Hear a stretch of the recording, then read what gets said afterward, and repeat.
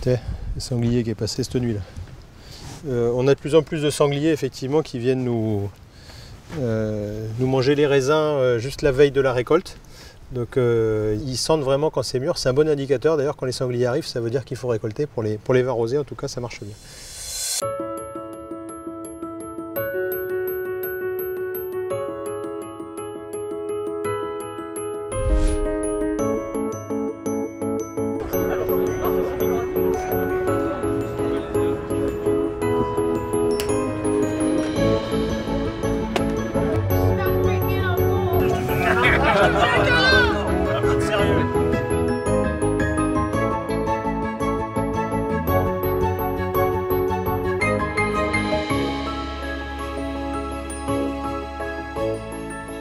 Vous voyez les salins qui sont de part et d'autre.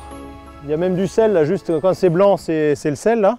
Et puis le rose. Donc on a la chance d'être dans un environnement qui est classé Natura 2000 avec une grande biodiversité. Donc voilà, c'est mon bureau, il est pas mal. Et on arrive à faire pousser de la vigne là-dessus. Depuis le XIIe siècle, on a retrouvé des lettres patentes des différents rois qui sont venus à Aigues-Mortes. C'est écrit qu'ici on a des vins qui sont gris, qui sont d'une couleur pâle et très fruités.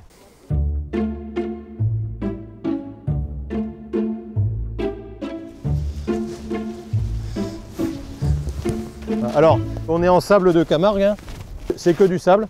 Si on creuse, il y a 150 mètres de sable comme ça sous nos pieds. C'est que du sable, voilà. Donc c'est vraiment la composante principale du terroir et c'est ça qui le rend unique. Alors, je dis c'est que du sable, mais là on est à 1,50 m de hauteur. Les pieds sont à 1,50 m, donc au niveau zéro, il y a l'eau, il y a de la nappe salée. C'est comme à la mer, quand on creuse avec les enfants, là, à un moment on a l'eau. Et donc la vigne, elle a très peu de hauteur pour implanter ses racines. C'est un sol très superficiel. Ces racines, elles sont entre moins 20 cm et 1 mètre, 1,20 m. Donc elle a 1 mètre pour étaler ses racines et se nourrir dans un sol qui est très pauvre. Donc c'est un terroir particulièrement exigeant. C'est les terroirs exigeants qui font les bons vins, hein.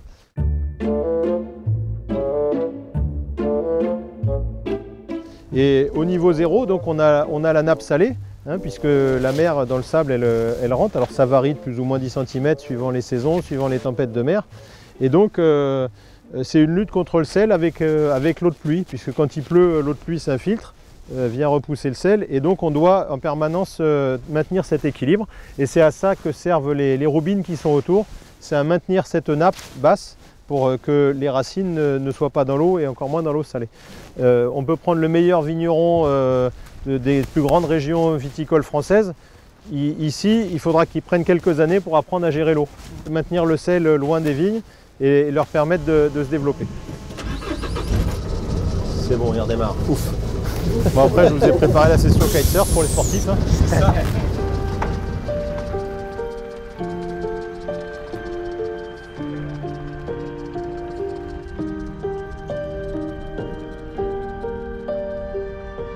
Le domaine Royal de Jarras fait 920 hectares et sur ces 920 hectares, il y a 420 hectares en vignes.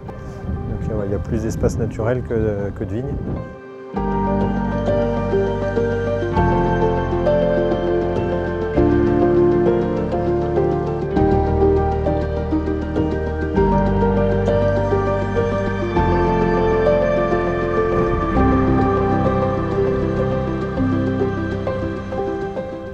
Le domaine est dans une zone Natura 2000, donc très protégée, avec une biodiversité extraordinaire. Et pour nous, c'est majeur, puisque ça permet de montrer qu'on peut cultiver de la vigne tout en respectant l'environnement.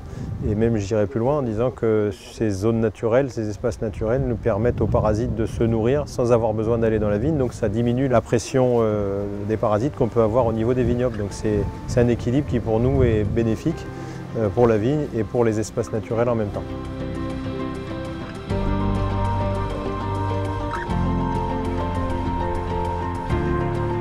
Les chevaux, ils vont dans les espaces naturels, on peut passer dans l'eau avec.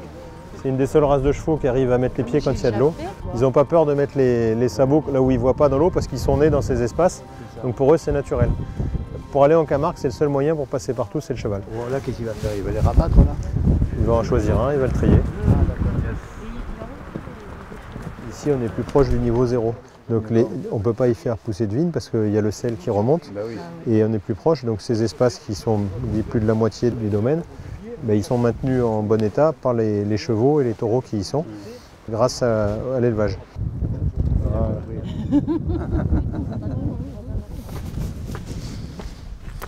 Ces vignes-là, elles sont uniques parce que ce sont des vieux grenaches plantés en 1955 qui sont en sélection massale, c'est-à-dire que ce ne sont pas des clones. Chaque pied est différent de son voisin, a été sélectionné par les différentes générations de régisseurs qui ont pris les plus beaux pieds et qui les ont replantés. Donc chaque individu là est différent de son voisin et c'est comme une foule.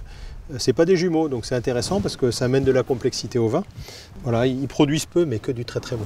Voilà, le vin issu de cette vigne-là, c'est toujours voilà, des grandes surprises pour tous les gens qui connaissent déjà beaucoup de choses en vin, mais voilà, qui ça n'avaient jamais goûté.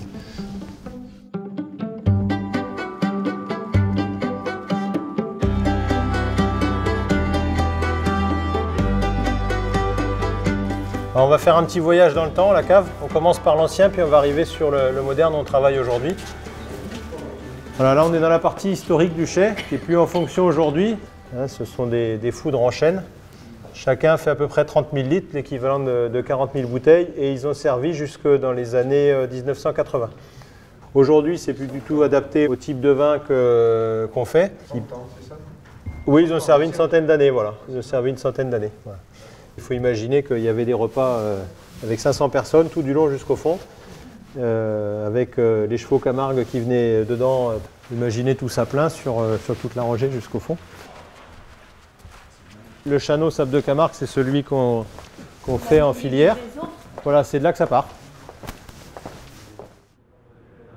Pour faire des vins gris, on rentre les raisins, on les vendange la nuit et on les presse de suite.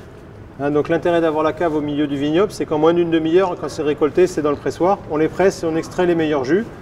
Et les jus après sont envoyés, là, donc on est en liquide, et sont envoyés en fermentation pour transformer le sucre qui est dans le jus de raisin en alcool.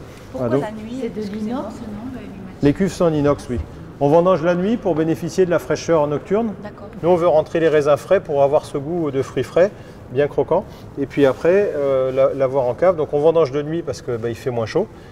Et on commence vers minuit. Et puis jusqu'à 9-10 heures du matin, avant que la chaleur de l'été n'arrive, puisqu'on vendange au mois d'août. Derrière, une fois que c'est pressé, les jus viennent ici. Et donc là, les vins, ils sont en fin de fermentation, ils vont être assemblés. Et puis on commencera à les mettre en bouteille de janvier à juillet. Puis après, ça recommence, on vendange, et puis voilà.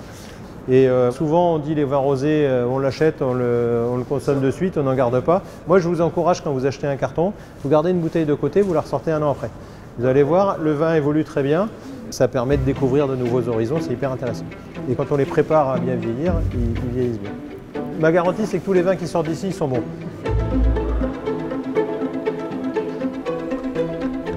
On vend nos cuvées avec nos marques et on a aussi la cuvée filière Auchan, Sable de Camargue, c'est nous qui le produisons. Donc c'est un assemblage qu'on fait, comme je vous dis, tous les ans. On travaille l'assemblage avec Hervé Fraisse qui suit après la qualité des vins, c'est-à-dire qu'il analyse, il déguste et on fait partir les bouteilles que quand il a validé. Vous les envoyez, on les déguste, on dit ce qu'on en pense. Les vins gris sont vraiment le produit naturel du Sable de Camargue. C'est un vin qui a une couleur rose très pâle, légèrement saumonné. C'est pas un rose vif pétard comme on peut avoir sur d'autres types de rosés. Les vins sont secs, il n'y a pas du tout de sucre résiduel dedans, mais il y a un petit côté doux et qui est souligné en fin de dégustation par des petites notes un peu salées qui viennent de l'environnement qu'on a. Et c'est cet équilibre qui fait vraiment la particularité et je pense le succès des vins des Sables de Camargue. Voilà. Le buffet est ouvert.